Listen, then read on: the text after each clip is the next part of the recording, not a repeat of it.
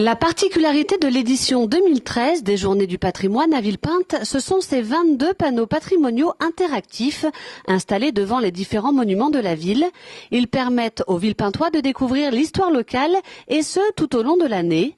Mais pour l'heure, attention au départ, le petit train démarre pour une visite guidée de Villepinte. 1h30 d'explications commentées par le service archives et documentation et un architecte du CAUE 93. Tous les monuments de la ville sont passés en revue avec un intérêt certain pour l'architecture ancienne. C'est surtout sur le vieux pays en fait, évidemment. C'est la partie où il y a effectivement le sanatorium, l'église, une partie de la mairie. Encore, elle était tellement restructurée qu'il n'y a pas grand-chose. La ferme aussi. Et puis après, il y a des éléments un peu intéressants comme le pont, qui est vraiment un élément, les deux ponts de la ville et la ruine de la gare, qui sont des éléments finalement romantiques dans la ville, qui n'ont plus de sens du tout et qui sont totalement disproportionnés par rapport au logement. Ce sont des éléments assez intéressants dans la ville. Il y a un élément très fort aussi, je trouve, sur la ville de Villepinte. C'est qu'on est confronté très vite à la campagne et finalement à l'agriculture.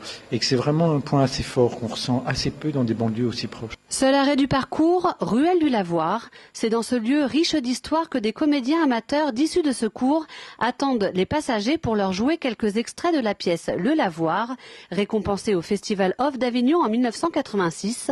Une pièce qui replonge les Villepintois dans la vie d'autrefois. On l'a choisi parce que justement il y avait pas mal de dialogues autour de la vie des lavoirs. Voilà, parce que moi j'avais fait des recherches sur le lavoir en général au 19e siècle, etc. Mais au niveau de la dramaturgie, il fallait absolument trouver quelques dialogues. J'avais vu aussi qu'elles chantaient, les femmes chantaient, donc il a fallu trouver un chant. Puis voilà, les costumes. Enfin, on a essayé de faire quelque chose d'assez cohérent historiquement parlant. C'est par ici.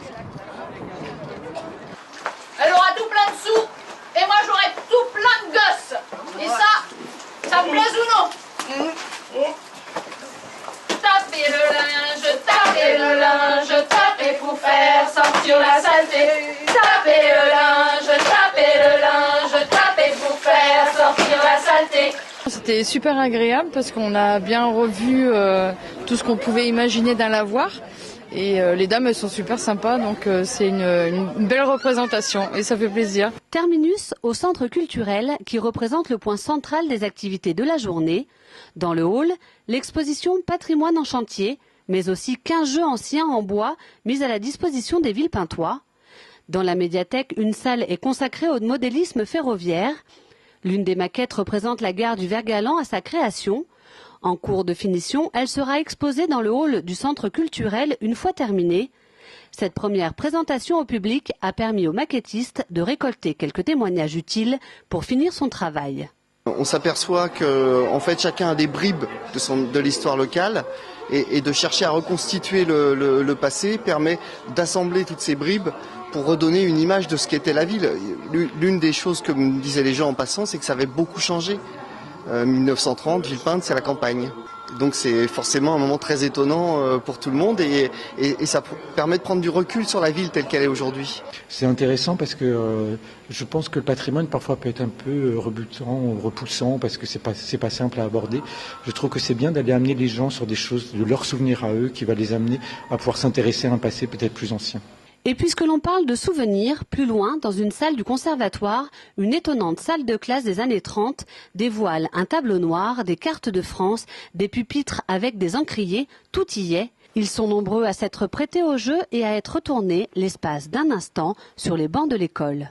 Nous avons fait une dictée qui nous a rappelé en fait notre jeunesse avec l'encrier, la plume et c'était très très intéressant. Ensuite, nous avons fait le calcul. Puis, qu'est-ce qu'on a fait? Un peu, voilà, de la géographie. J'ai fait les 2 dictées, la première et puis les 2 dernières lignes de la dictée de Mérimée. Alors, sur la première dictée, j'ai eu 0 faute et puis sur la deuxième, j'ai eu 2 fautes. La dictée, etc. Ça, c'est très à la française. Ils ont été studieux, attentifs et ont très bien participé.